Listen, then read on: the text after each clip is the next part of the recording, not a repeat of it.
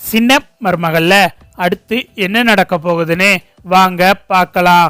இங்க தமிழ் வீட்டில் சமைச்சிக்கிட்டு இருக்காங்க.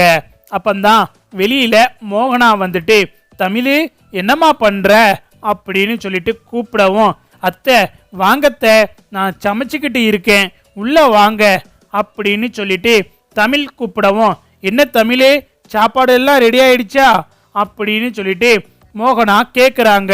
ஆமா அத்தை சமையல் வேலையெல்லாம் முடிஞ்சிருச்சு, கொஞ்சம் சாப்பிட்டு போங்க அத்தை அப்படின்னு தமிழ் சொல்லவும், இல்லம்மா சாப்பிட்டுட்டு தான் வந்தேன் அப்படின்னு மோகனா சொல்லவும், சரிங்கத்த என்னைய தேடி இவ்வளவு தூரம் வந்திருக்கீங்க, ஒரு ஃபோன் பண்ணி இருந்தா நானே அங்க வந்திருப்பேனே அப்படின்னு சொல்லிட்டு தமிழ் சொல்லவும், இல்லை தமிழ் உன்கிட்ட கொஞ்சம் மனசு விட்டு பேசணும்னு தோணுச்சு, நீ என் கூட கொஞ்சம் வாயேன் அப்படின்னு சொல்லிட்டு மோகனா தமிழை கூப்பிடவும், எங்கத்த கூட்டிட்டு போறீங்க அப்படின்னு சொல்லிட்டு தமிழ் கேட்கவும், இங்க வா அப்படின்னு சொல்லிட்டு மோகனா தமிழோட கையை பிடிச்சி அவுட் ஹவுஸுக்கு பக்கத்தில் இருக்கிற ஸ்டோர் ரூமுக்கு கூட்டிட்டு போறாங்க.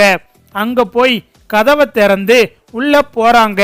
இங்க எதுக்கு அத்தை என்னைய கூட்டிட்டு வந்திருக்கீங்க, ஸ்டோர் ரூமுக்கு எதுக்கு வந்திருக்கீங்க, பாத்திரம் எதுவும் எடுக்க வந்தீங்களா அப்படின்னு சொல்லிட்டு தமிழ் கேட்கவும், இல்லை தமிழ் உன்கிட்ட ஒரு முக்கியமான விஷயம் பேசணும் அப்படின்னு சொல்லிட்டு மோகனா சொல்லவும், அத்தை என்கிட்ட என்ன முக்கியமான விஷயம் பேசணும் அப்படின்னு சொல்லிட்டு தமிழ் கேட்டுக்கிட்டு இருக்காங்க. இங்க மோகனாவை பார்த்தா அந்த ஸ்டோர் ரூமுக்குள்ள ஒரு பெரிய ட்ரங்கு பெட்டி மாதிரி இருக்கு. அந்த ட்ரங்கு பெட்டியை மோகனா ஓப்பன் பண்றாங்க. அந்த ட்ரங்கு பெட்டியை திறந்து பார்த்தா நிறைய போட்டோவா அதுல இருக்கு. அதுல ஒரு போட்டோவை மோகனா எடுக்கிறாங்க.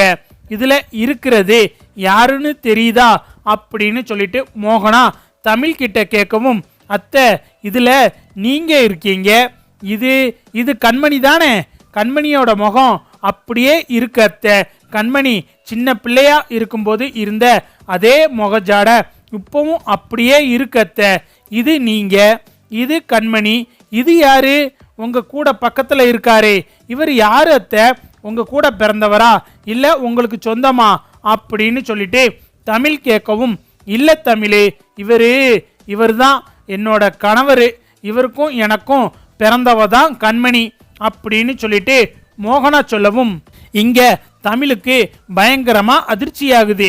என்னத்த சொல்றீங்க, அப்போ ராஜாங்கமாமா அப்படின்னு சொல்லிட்டு தமிழ் கேட்கவும், ஆமா தமிழ் அவரு என்ன ரெண்டாதாரமா கல்யாணம் பண்ணிக்கிட்டாரு, உனக்கு தெரியும்ல சேதுவோட அம்மா மீனாட்சி இறந்ததுக்கு அப்புறமா அவரு கல்யாணமே பண்ணாம இருந்தாரு.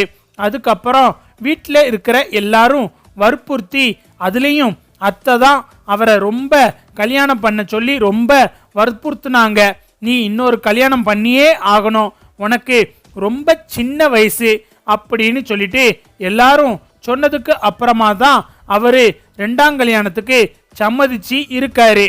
நானும் இந்த போட்டோல இருக்கிறவரும் உசுருக்கு உசுரா காதலிச்சோம், 2 பேரும் காதலிச்சு தான் கல்யாணமும் பண்ணிக்கிட்டோம்.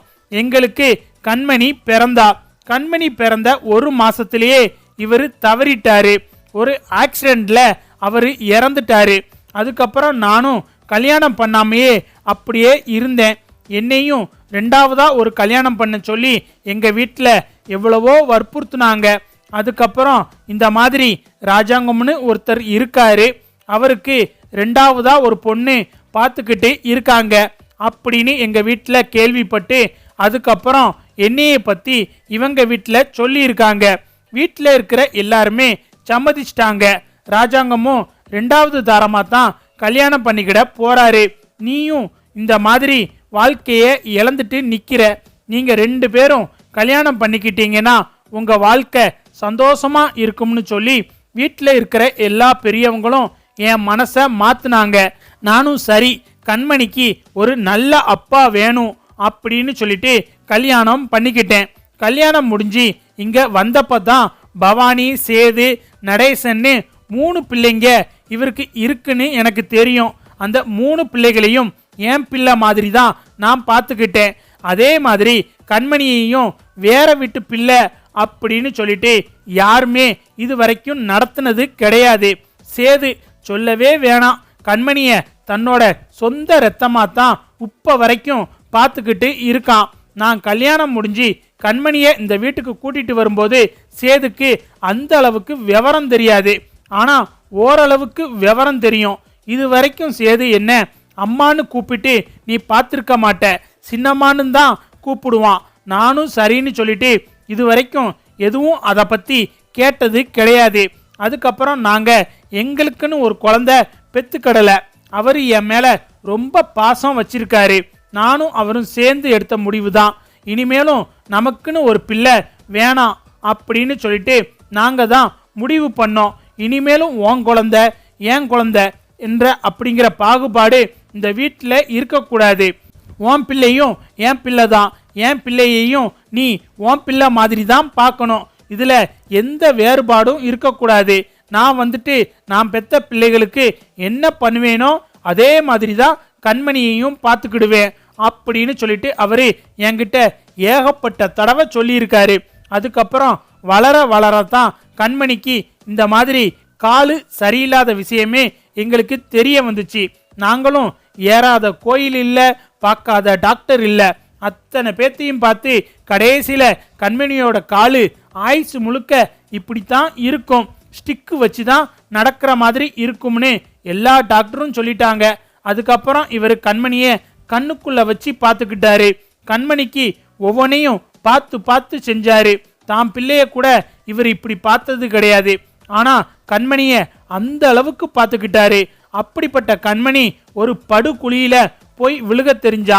ஆனா கடைசி நேரத்துல நீ எல்லாத்தையும் தடுத்து நிறுத்தி அவளுக்கு பிடிச்ச வாழ்க்கைய அமைச்சு கொடுத்துருக்க. உனக்கு ரொம்ப நன்றி தமிழ் அப்படின்னு சொல்லிட்டு மோகனா சொல்லவும், என்ன அத்தை உங்க வாழ்க்கையில இவ்வளவு விஷயம் நடந்திருக்கா அப்படின்னு சொல்லிட்டு தமிழ் கேட்கவும், ஆமா தமிழ், இத உன்கிட்ட சொல்லணும்னு எனக்கு தோணுச்சு.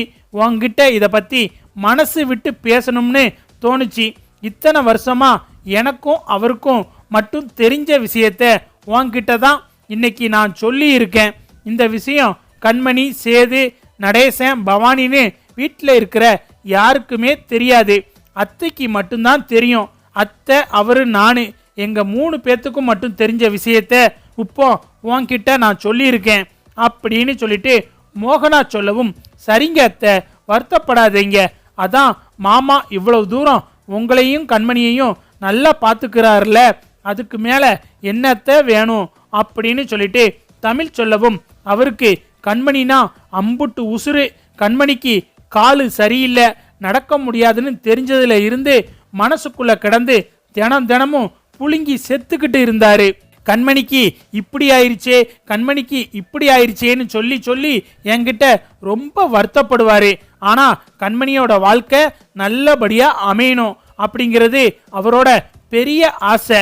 அந்த ஆசைய நீ காப்பாத்தி இருக்க தமிழ். அதனால தான் உன்கிட்ட இவ்வளவு தூரம் எல்லா உண்மையையும் சொன்னேன். ரொம்ப நன்றி தமிழ் அப்படின்னு சொல்லிட்டு மோகனாவை பார்த்தா தமிழ் கிட்ட ராஜாங்கம், மோகனா, அப்பத்தான்னு அவங்க 3 பேருக்கும் மட்டுமே இதுவரைக்கும் தெரிஞ்ச எல்லா உண்மையையும் தமிழ் கிட்ட சொல்லி தமிழுக்கு நன்றி சொல்லிக்கிட்டு இருக்காங்க.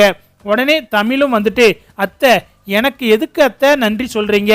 கண்மணி என்னோட நாத்துனா, அவ வாழ்க்கை நல்லா இருக்கணும்னு எனக்கும் ஆசை இருக்காதா? என்னையும் மதிச்சு எல்லா விஷயத்தையும் என்கிட்ட சொன்ன உங்களுக்கு நான் தான் நன்றி சொல்லணும் அப்படின்னு சொல்லிட்டு தமிழ் மோகனா கிட்ட சொல்லிக்கிட்டு இருக்காங்க.